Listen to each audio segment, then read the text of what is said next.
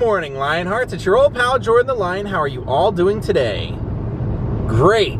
Today we are driving through the back roads of Florida, Central Florida actually, on our way to a place called Winter Haven. This is a place that one of my favorite musicians from the 1960s and early 70s, he was born here, then he returned here to have his high school years, and his family actually purchased a venue for him to perform at. So it should be a fun day. I've wanted to see this for quite a while. The man who would sing you back home, Graham Parsons. Daze with Jordan the Lion. It begins right now. This is so crazy to see. I just happened to be passing by this. My friend Adam the Woo is a pretty famous vlogger, and he had vlogged this right after this accident had happened. So it was kind of crazy to be passing by and seeing a sign that said the Historic Desert Inn. I go, wait a minute, that couldn't be the same one, could it? And sure enough it is. Take a look at that. Look at all the destruction here. I believe a semi ran into it is what he said. Look at that.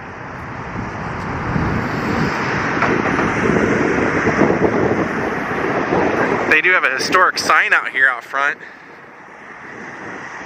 I would assume this will be demolished at some point. This was a trading post, it says, in the 1880s.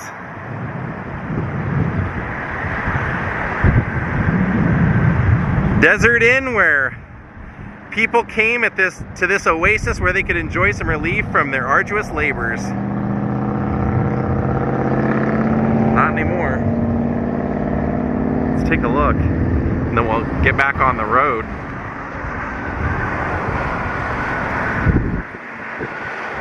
Look at that old gas pump in there. There's all kinds of stuff in there. Bed.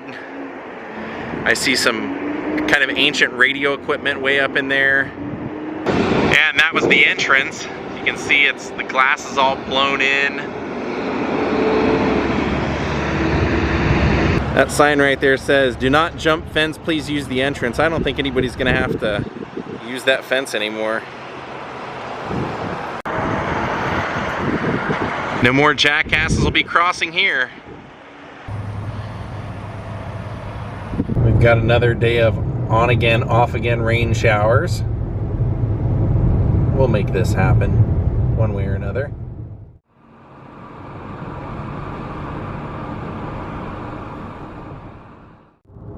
Oh cool, there's the Florida's natural water tower. The Orange Juice Company.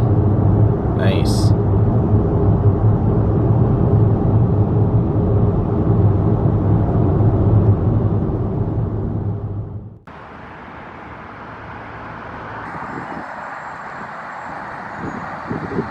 Alright, so we've made it into Winter Haven, and if you're not familiar with Graham Parsons' music, he was heavily tied with the Rolling Stones. He performed at that famous Altamont concert with the Flying Burrito Brothers.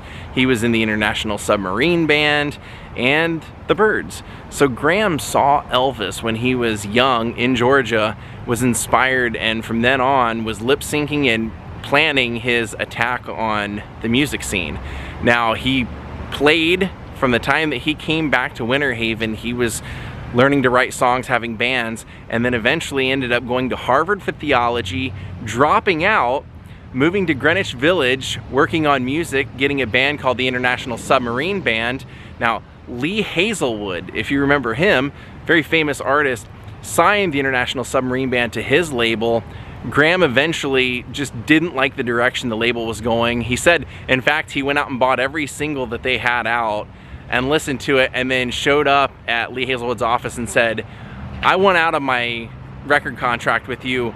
Every single that you have out is garbage." And he said then Lee Hazelwood calls him back and demands that he come back to his office to apologize. That Graham has to come back and apologize. So Graham said, I walk in and I say, "I'm sorry, can you let me out of my contract?" And he said, Lee just started yelling, saying, you'll never have a hit, you never did have a hit, you don't know what you're doing. And this eventually caused a problem because Graham went on to meet Chris Hillman. Chris Hillman saw that Graham had a new direction for music, and he talked Roger McGuinn into having Graham join the Byrds, and that's when they made the Sweetheart of the Rodeo album. Now, they started working on that album, and that is a phenomenal album. It actually should be a better album, but what happened was they were working on these songs. Graham heavily influenced all of them, and then once they started recording and laying down all the tracks with Graham's vocals, then Lee Hazelwood came out of the woodwork and said that he was going to sue Columbia, and that Graham was still under contract to him, and got a bunch of lawyers involved, and it started scaring Columbia, so they didn't know what to do, and they just started deleting, literally erasing all of Graham's vocal tracks off the record. So he said there's only 1 or 2, 3 songs on the record that have his vocals. One was Hickory Wind, which he wrote for his grandmother, and he said that that made it on because somebody stopped him from deleting the vocals on that one. He said the other 2 were just songs that we jammed on and recorded, and they wanted to put on there because they had deleted me from everything else. So eventually Graham got disillusioned with the Byrds. He decided to form a new band called Flying Burrito Brothers, and he always said he loved the first record, and that was something that Chris Hillman actually quit the Byrds to come join with Graham. But Graham on the second record saw that the other band members were basically trying to capitalize on this country rock thing, and he said that he felt that they weren't really in it for the music. They were trying to get poppy hits, and so he left that. Even when his label said, nope, we won't let you out of your contract, he just said, F you, and got on a plane to London and went and started hanging out with the Rolling Stones. So Graham had a pretty big history, and a lot of people say that they think that Graham wrote Wild Horses, but Graham said he didn't. He said that he played Altamont with the Rolling Stones, and he said like a day or 2 later, Mick Jagger was getting ready to go back with his pile of money and go to Switzerland, and he said that they played him the tracks they'd recorded. They had recorded Brown Sugar and Wild Horses at Muscle Shoals, and Graham said he loved it. And then he said a few weeks later they called him up and said, hey, can you record a pedal steel, like a lap steel track for this song? And he said absolutely. So he said he went to record that, and he and the recording engineer had been gifted some dust, and he said things got out of hand during the recording, and when I sent them the recording they said that they couldn't use it. But he said, I asked Mick, do you mind if I release my version of Wild Horses as long as I don't do it as a single? And he said Mick said, yeah, you can do that. And he said he was always puzzled because the Rolling Stones didn't release that song for like another year after that, and Graham said it was such a beautiful song, I couldn't understand why they wouldn't want to release it. Here we are on Piedmont Drive. So the street that we're driving on right now, when Graham was in high school, he used to have a go-kart that he used to ride up and down this street with his buddies. So here was Graham's house. Now, to basically explain his life, he was born in Winter Haven, but his father was in the military, so they were stationed in Georgia for a while. And then he ended up committing suicide, sadly. And Graham's mom took Graham and his sister Avis. Graham's mom was also named Avis. Avis took them both to New York and then brought them back to Winter Haven. So when she brought them back here, she ended up marrying a man named Parsons, who ended up adopting Graham. So Graham was actually born Ingram Cecil Connors, but he was then renamed to Graham Parsons. So Graham was living here, I think they moved back here when he was about 11 or 12 years old. And Graham had had a profound moment in his life when he was in Georgia. He had got to go see Elvis Presley perform, and he got to meet Elvis backstage, and he loved it so much that he just became obsessed with wanting to be a musician and play music. And he loved what was considered country music, but with his spin, it became country rock. He never liked that term because he said all rock has country in it, so music is either just good or bad. You don't need to give it a title beyond that. But when he lived here, that's when he really started focusing on his music. He had his first band, the Shilohs, and then he was in a band called Legends, and he had an apartment. I mean, believe it or not, as a little kid, right behind this garage right here, they had built him his own little room. and he could just go around the side and he could enter on his own. He had his own entrance. He had a piano back there, a refrigerator. I mean, it really was something. So this is where he lived, and his other band members in his high school band said they would basically come over here, practice, do photo shoots, work on songs. And Graham had a little go-kart, and so they said that they would ride that go-kart up and down this street all the time. Now, Graham was so committed to playing music, and they were doing a lot of like backyard shows and things like that, that his stepdad, or his adopted father, went ahead and purchased a place called the Derry Down, and it was going to be like a little venue hangout for the kids, like a little high school hangout, after high school hangout with food and everything. And that was kind of successful, so they ended up moving it to a bigger place, and that place has been reopened as it was then now, so it is the Derry Down again, and they host musical acts. Now I noticed the garage door's open, and I had heard online that the driveway has Avis, his sister, Graham's sister, his younger sister, her signature and Graham's signature in there. So I'm gonna go up there and knock on the door or something and see if maybe they'll let me take a look at the signatures. We'll see what happens. So his little apartment would have been right back there beyond that brick wall. We'll see if they'll possibly show us that signature. Who knows, maybe they'll be really nice. Right here is where Graham and Avis, his sister, wrote their name in the concrete. The homeowners were nice enough to, you know, I didn't want to trespass, so I went and asked them, and they were nice enough to come out and show me. Look at that. So here's inside the garage. You can tell this is original, and she's going to show me the original flooring. Graham's apartment, or his apartment here, was actually behind the garage back there. Oh yeah, it's the bedroom. And this is like he had his own entrance. And he had a piano and a refrigerator and all that stuff, didn't he? Yeah, well, kid had a bathroom this size. Wow, we're actually in Graham's bedroom. That's so crazy. The same as it was when he lived here. Okay, that was his entrance. So this was the back entrance Yeah. that he would have always used. And he had a huge bathroom back here. You're right. He was probably, what, 12 years old when they moved here, and he had his own apartment, basically. Yep, that's insane. skylight. Look, a skylight. Look at that. None of this has ever been changed from what we plumbing, understand. I had to do the plumbing. Yeah. Wow. Yeah, that's the original paneling and everything. Yeah. Yeah, we just painted the panel. Think of how many songs he would have sang in that shower. Yeah. Taking a shower, you know? He would have brushed his teeth and washed his hands in that sink. We were told That's that great. right there's where he kept his piano. Where? Right here. That makes sense. So yeah, that would have been the piano. And he had a refrigerator. Yeah, that's great. And then a view of the whole Well, backyard. we figured this closet is where he had a big closet too, you know, but we got it junked up. Wow. Thank you for letting us see all this. Yeah. And then this is the fireplace that we said that you'll probably see pictures if you haven't already, where he was leaned up against this fireplace out here. Oh, that's what you were showing me, yeah. Right here. Yeah, he was out here with some pictures we've seen, like either in a rocking chair or just had the chair leaned back on Yeah, that. he was leaned up. Playing his guitar, You yeah. can tell it was from here. So he would have lived here when he was doing his band, the Shilohs and the Legends, in and high school. yeah, and a couple of the members of the Legends were in the band Lobo.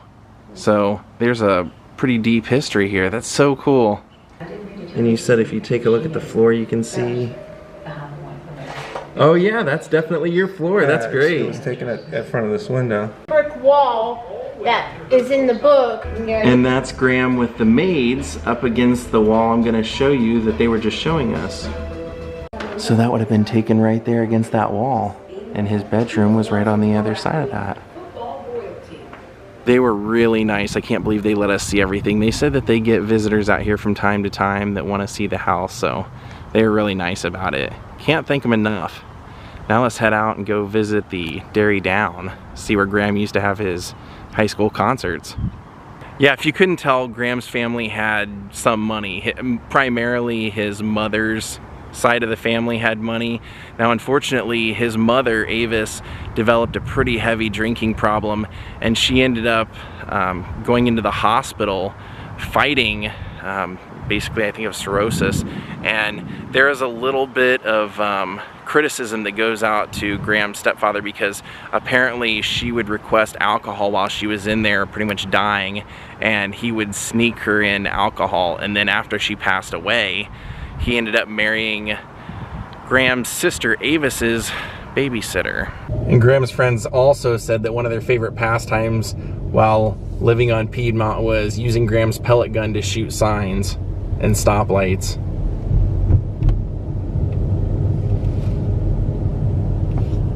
I love the old signage. We're getting quite a bit of rain. So here we are. This is the Derry Down. This was where Graham used to perform when he was in high school. This is where his father purchased and opened up this place. Now, it's interesting, they said that while he had this, he was so smart that he actually surveyed the kids to find out what kind of snacks that they wanted. He would charge like 50 cents for a burger, which was the same price that McDonald's was charging. But they said that the burgers were much better than McDonald's. They were really high-rising buns and really grade A beef. And he also issued membership cards to this. And if you got busted trying to bring in alcohol or anything, then they revoked your membership card and you couldn't come back. What an interesting place. They said they also made fancy drinks for the kids, non-alcoholic with whipped cream on them, and people came from miles around on Fridays and Saturdays to come and hang out here and hear the music. It's starting to rain again. Can't believe I'm finally seeing the famous Derry Down. I mean, before he was anybody, he was performing here. That's all locked. Even if it's raining, let's try and get this. It says Graham Parsons Derry Down. On December 20th, 1964, Winter Haven businessman Bob Parsons opened the Derry Down in this building, the English-themed teens club. Primary purpose was to give his stepson, Graham Parsons, a performance venue for his folk band, the Shilohs. The club not only provided a venue for local youth musicians, but it helped elevate Winter Haven as a destination for traveling groups. In the region, the Derry Down became part of the circuit of the Florida Teen Centers in the 1960s, and that provided fledgling musicians a place to hone their skills as performers. In 1968, Graham Parsons joined the folk group The Byrds. In 1969, he founded the country rock band the Flying Burrito Brothers. Parsons recorded 2 genre-bending solo albums with then unknown folk singer Emmylou Harris. He died in 1973 in Joshua Tree, California at 26. In 2013, author Bob Keeling raised awareness that the building was slated for demolition. The building's owner, 610 LLC, donated the building to the community-driven Derry Down project, and now they've restored it so that future generations can use it and new artists. Now, Graham Parsons had an extremely controversial death. He passed away of basically a drug overdose in a hotel in Joshua Tree, the Joshua Tree Inn. I have vlogged it, stayed in the room, so if you'd like to see that, go look that up on my channel. But he passed away there, and apparently with his best friend, he had a pact that whichever one of them passed away first, the other would steal their body, take it out to the desert where they used to hang out, and burn the body and let the soul free. So when he passed away, his father wanted the body flown back. At that point, he had moved to New Orleans, and that's where Graham's body was to be buried. But Graham's best friend had a friend that had a crazy hearse, and they went to the airport where the body was going to be flown out of, signed the body out, took it in the hearse, took it out to Joshua Tree. He lifted the lid, put his finger down here on Graham's chest, and as though if Graham looked down, he could do one of those things, like an I gotcha, put a can of beer in the coffin, and then poured gasoline and set it ablaze. And he said that big explosion, and that there was nothing left after that except for the brass from the casket and bones. And those bones were actually taken to New Orleans, where Graham's official burial site is now. Now, what's really sad is that Graham had no affiliation with anything at all in New Orleans. That's just where his stepfather moved to. So it really makes no sense for him to be there, and that particular cemetery has flooded.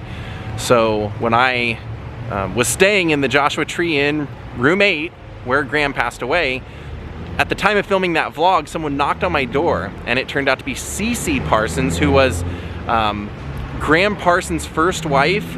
That was her daughter.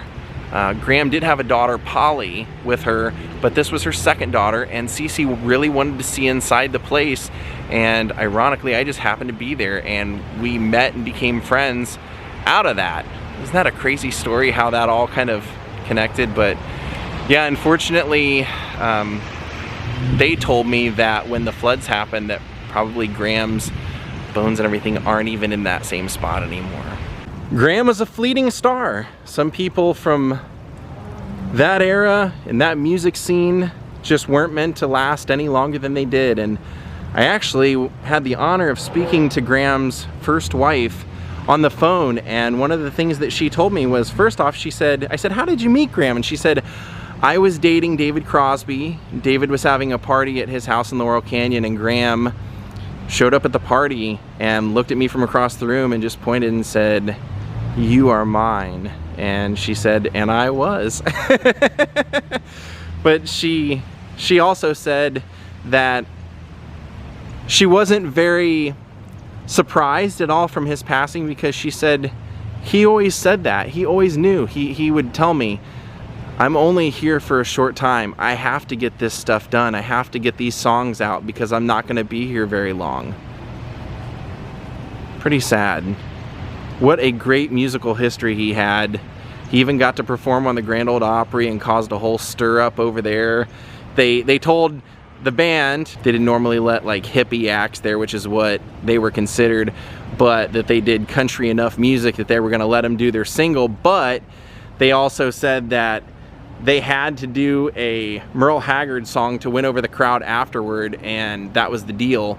And Graham said, when we went out there and we were supposed to do that second song, my grandma was in the crowd because she lived there in Tennessee, and I said, we were supposed to do this song, but we're not going to do it. We're going to do Hickory Wind, a song that I wrote for my grandma. And he said Roy Acuff and the other guys that were running the Opry went nuts and started cussing and going crazy off to the side of the stage. But they said when we got done, Skeeter Davis came up and kissed us all on the stage because they'd never seen anybody put Roy Acuff and the guys in their place.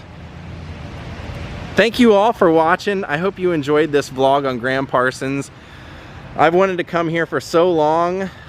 It's really cool. And what's cool is that I'll come back someday when they're having an event here and actually get to show you guys the inside where Graham would have performed on that stage.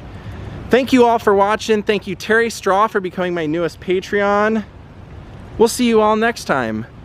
From Winter Haven, Florida, have a great night. Stay dry, and we'll see you all next time. Goodbye.